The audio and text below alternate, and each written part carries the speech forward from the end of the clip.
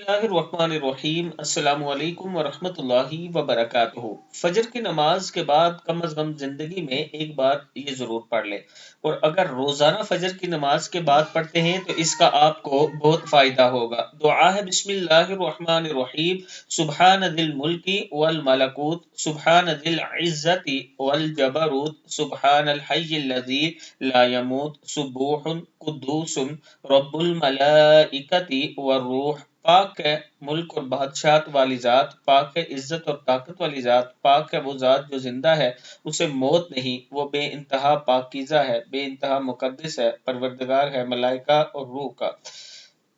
हज़रत अनस रज़ी अल्लाह तआला अन्हु फरमाते हैं कि हुज़ूर अक़दस सल्लल्लाहु अलैहि वआलिहि वसल्लम ने फरमाया कि अल्लाह ताला ने एक नूर का दरिया पैदा फरमाया, जिसके इर्द गिर्द नूरानी मलाइका नूर के पहाड़ पर अपने हाथ में नूर के मटके लिए हुए ये तस्बीह पढ़ते हैं।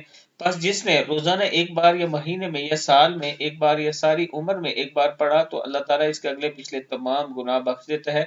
बेशक समंदर की झाग के बराबर हो या वसी मैदान की रेत के बराबर हो, ख्वाह वो जहाज से भाग के आने वाला मुजरिम हो। सदक़ल्लाहुल अज़ीम।